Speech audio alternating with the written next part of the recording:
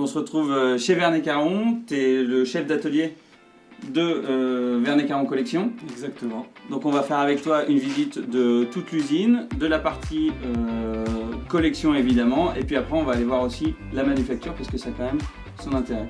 Ça a son histoire, on va faire le tour. Hein. Et bah c'est parti. On y va? On est parti. Allez.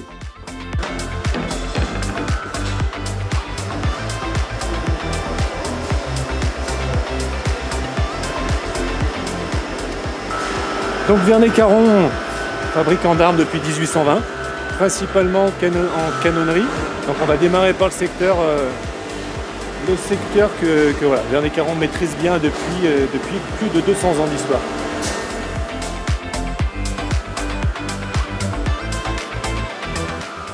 On va vraiment regarder les points de départ d'un canon, où on viendra marteler à froid les tubes avant de voir le tournage, les soudures des canons.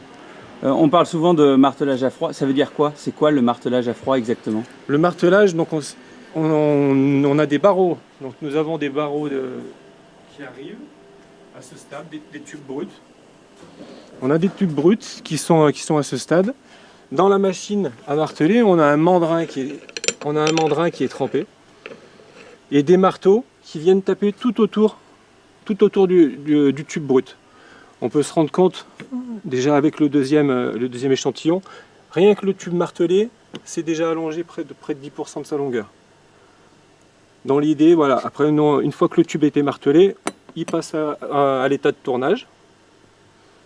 Tout ce qui est assemblage pour ligaturer les canons avant soudure. Donc c'est tube après tube, voilà, ensuite tube après tube, il y a une soudure, ensuite assemblage et ensuite soudure des canons. Soudure des canons. Donc après on a tout un nettoyage pour enlever les résidus de soudure et un canon fini, donc avec un bronze, un état de bronze. Et donc ça, on fait ça grâce à ces machines.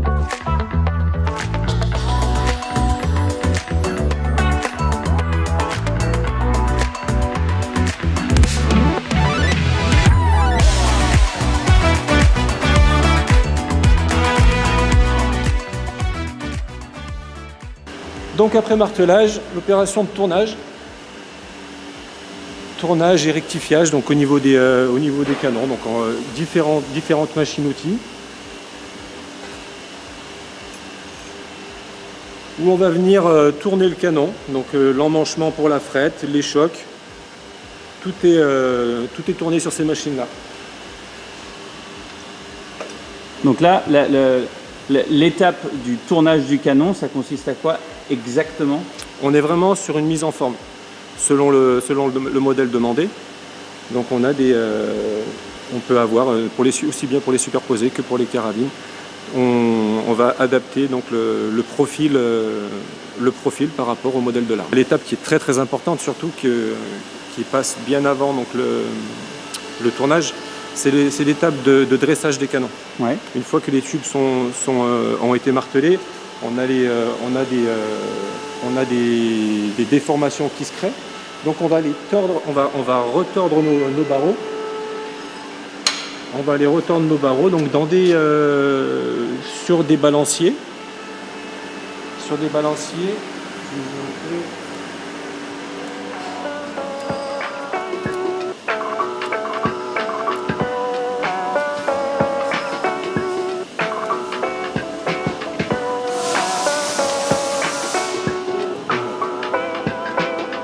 On a des balanciers qui sont, voilà, vraiment, c'est des machines qui existent depuis des siècles et rien ne remplacera donc la machine pour ce travail, ainsi que voilà, l'œil de la personne qui va s'en servir.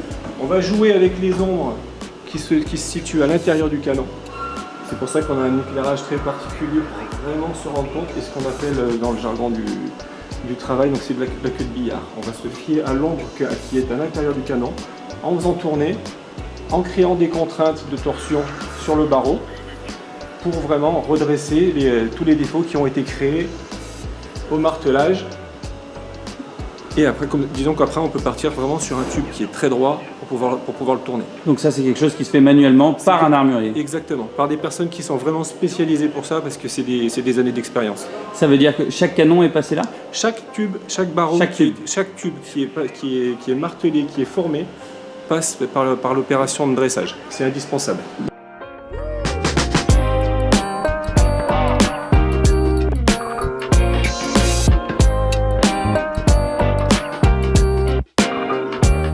Là l'idée c'est combien de tubes par jour?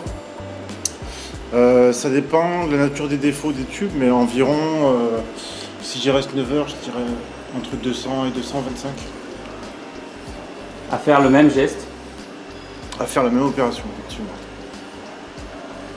Et même si chaque tube est différent, bien sûr. Et là vraiment, chaque tube tu les modifies quoi? Tous les tubes, ils passent. Ouais, ça fait... 2 fois. Donc comme on a vu après l'opération martelage, l'opération du tournage, il va y avoir une opération aussi de rectifiage. Une fois que les tubes sont tournés, bon, il se fait des stries des stries d'usinage. On va venir rectifier les tubes sur l'extérieur pour vraiment avoir un profil parfait. Après rectifiage des profils, donc on va arriver à l'étape d'assemblage des canons. Avant donc assemblage pour ligaturer avec la soudure avant le passage au four pour la soudure du canon.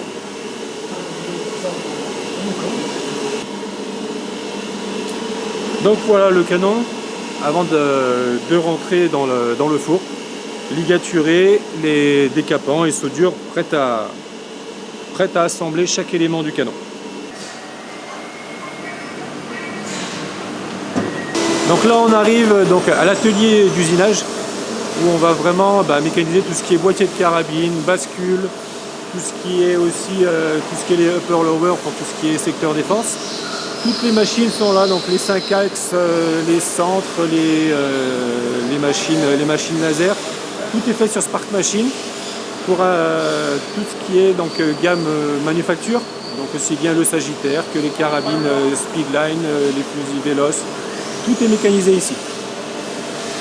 Dans la fabrication, donc quand on disait qu'on part vraiment de matières premières, aussi bien pour les bascules du Sagittaire où on va vraiment démarrer avec de la matière brute, tout est vraiment issu donc de forge, mécanisé ici, que ce soit donc pour les Sagittaires, les poignées donc du flashball, les boîtiers de carabine. Donc après mécanisation donc, et assemblage, donc les canons, tout ce qui est bascule, boîtier de carabine, on arrive à l'atelier montage, assemblage donc pour la partie manufacture. Donc là, comme pour le principe des canons, des bascules, chaque arme est assemblée donc, par différentes personnes, différents postes d'assemblage, donc aussi bien marche intérieure, tout ce qui est plaquage, basculage, les étapes de montage des bois, finition, voilà, tout ce qui peut se faire avant le passage au banc d'épreuve. Tout est assemblé dans cet atelier sur les différents postes.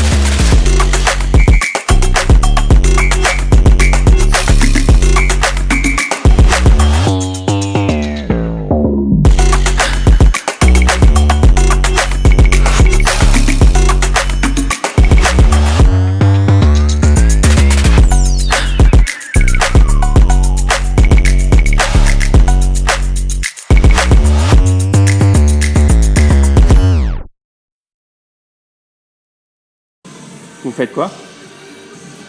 C'est une arme qui est terminée, prête à partir, et je contrôle l'aspect général avant livraison. Avec un dernier petit glaçage? Voilà, tout à fait, une retouche de bois, une dernière couche de glaçage pour lustrer et imperméabiliser le bois. Là, on est donc la partie Vernet-Caron collection. Donc là, on est vraiment sur la fabrication des armes sur mesure, des armes qui sont faites à la main. On travaille vraiment comme nos anciens travaillaient. Donc là, c'est de l'armurerie pure. On est tous issus de l'école de Saint-Étienne, l'école d'armurerie de Saint-Étienne. Et donc moi, je fais partie donc de tout ce qui est gestion de l'atelier, armurier, responsable des ventes aussi sur tout ce qui est secteur France. Et voilà, armurier avant tout, donc fabrication, montage du canon, tout ce qui est basculage, montage de marche intérieure, remontage d'optique, réglage de convergence. Donc on essaye d'avoir plusieurs cordes dans notre arc. Dans ce métier, il faut vraiment être polyvalent. Et donc tout ce qui se passe au niveau Vernay-Caron collection se passe dans cet atelier-là. Voilà. Dans cet atelier-là, on va faire tout ce qui est fabrication. On va partir donc de la bascule, le bois. Tout ce qui est monture à bois, ça, monture à bois, quadrillage, gravure, c'est des opérations qui se font à l'extérieur. Donc on va travailler avec Thierry Mur, qui est meilleur ouvrier de France dans sa catégorie, différents graveurs qui ont... Voilà, Notamment Louis Le Forestier. Louis Le Forestier, Hélène Gontel. Non, c'est vrai qu'on a, on a vraiment des très bons graveurs avec différents styles qui nous permettent de répondre vraiment aux attentes de nos clients. Parce que c'est pareil, chaque client a le désir d'une gravure personnalisée, le désir d'une crosse adaptée à sa morphologie. Donc ici, on va vraiment créer une arme sur mesure selon les désirs du client et puis avec tout notre savoir-faire. Si notre client veut une gravure en fond creux, on va Vous travailler. avez un spécialiste. On a des personnes qui sont un peu plus spécialisées, donc dans la raffine anglaise, d'autres dans les sujets animaliers. Certains font très très bien les trois. Donc le fait de travailler avec différents, puis selon leur disponibilité, parce que étant donné qu'ils sont bons, ils sont sollicités. Donc oui, c'est vrai que ça nous permet de répondre à différentes demandes clients. Ça, c'est un vrai choix stratégique. Complètement, parce que si on a un client qui va nous demander un sujet animalier avec la photo de son chien, ou une scène de chasse, ou un trophée de chasse africaine à reproduire sur une arme, c'est des choses qui vont être reproduites à l'identique. Et vraiment à l'identique dans les ombrages de poils pour le chien, dans tout. On est vraiment dans la perfection, exactement. Alors le magasin, vous avez donc un flux qui arrive du montage, qui nous livre des armes, qui sont donc livrés ici sur des chariots. Ensuite, il y a un conditionnement qui se fait au niveau de la banque de réception. On les passe au pesage pour l'expédition avec un transporteur qui passe tous les jours. Vous êtes le responsable du magasin? Oui, l'expédition. on va dire ça, oui. D'accord. Voilà. Très bien. Et donc ici, vous avez tout le magasin avec tous les produits stockés par référence et par gamme. On va aller sur la zone de stockage, on va dire une extension qui se situe dans cette zone avec des préparations sur des commandes plus typées export pour lesquelles il y a un conditionnement en palette qui se fait, par exemple ici pour l'Australie ou pour d'autres pays européens ou pas. Ça va dans le monde entier et donc on prépare les commandes et quand elles sont complètes, on visera à faire un BL type packing list qui décrit en fait le nombre de produits, les palettes confectionnées pour l'expédition finale. Qu'est-ce qui se vend le plus du coup à l'export? Alors, qu'est-ce qui se vend le plus à l'export? Il se vend un produit assez phare chez nous, c'est la Speedline. La Speedline est une carabine designée, techniquement évoluée, avec une technique particulière qui plaît beaucoup aux chasseurs parce que vous avez une belle arme et vous avez quelque chose de très performant. Laurent, on a fini le tour de l'atelier Vernay-Caron, on a regardé toute la manufacture. Merci pour cette visite, c'était vachement sympa. Voilà, ça a permis d'apprendre plein de choses, notamment le fait que, oui, il y a des machines. Alors, je ne parle pas pour l'atelier Vernay-Caron, mais pour tout le côté manufacture. Mais en fait, il y a quand même besoin d'énormément de personnes pour faire tourner ces machines-là. Il y a combien de personnes qui bossent dans la manufacture et à l'atelier? Pour l'entreprise globale, on va dire qu'on est sur 70 salariés. On est sur 4 armuriers sur Vernay-Caron Collection. On a une vingtaine de personnes, tout ce qui est administratif. Le reste, après, on est réellement sur, comme tu le disais, sur des hommes derrière des machines, sur des hommes derrière des opérations de montage des armes. On a besoin de ces gens-là. On est sur un savoir-faire français, même si on est sur une base manufacturée, il faut monter ces armes, il faut avoir ces connaissances d'ajustage.